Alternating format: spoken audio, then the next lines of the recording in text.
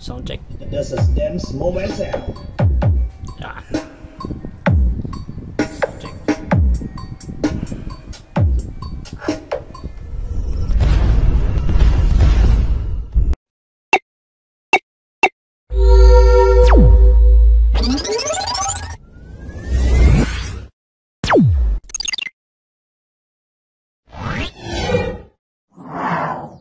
Okay, good morning mga guys. Welcome back our channel, Dems Moment Sounds.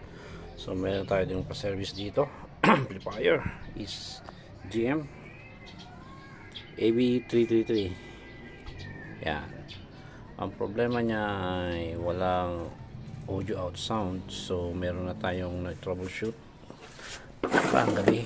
Kaya lang di nakuha na ng video. So dahil ito ang ano natin. So meron dalawang transistor, sibak. Yan. D817 tsaka D1047 sibak siya. So ang pinalit kong remedyo muna ay ito 2EC520 tsaka 1943. So pares lang ng konti ng diferensya, wattage lang. 200 volts 200 watts. Titesting natin niya kung magmamatch sila. Pag hindi, palit tayo na. Kasi mahirap magharap ng pyesa rito.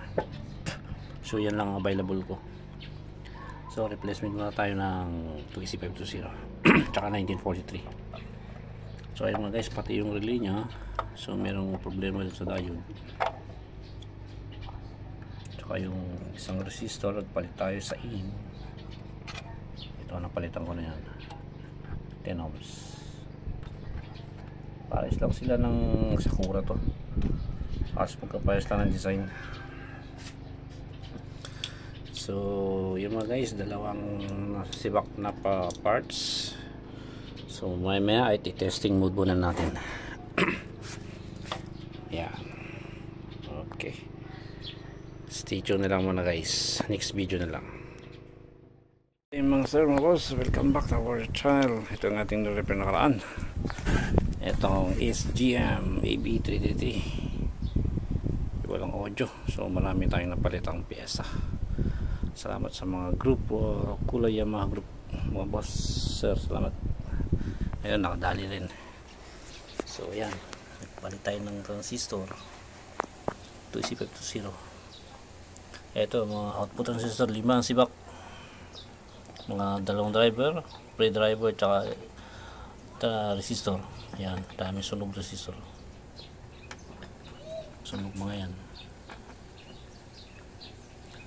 So yun, nadali rin sa wakas. Salamat mga boss, mga sir. Yan, nakuha rin sa tiyaga. Kailangan may oras talaga. So sound check tayo. Itong ating speaker tsaka yung ating bluetooth. Testing tayo. Sound test. Yun. Malit ang ating speaker.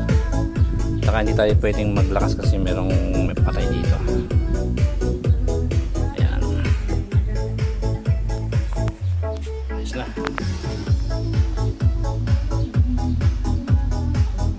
Ayos, wala kain init. Palit natin dito MG332. Ito yung parts nya, A940 sibak din. Bali ang pinalit natin ay malaki to, MG5332. Yes, ayos mga guys, mapos, salamat. Okay.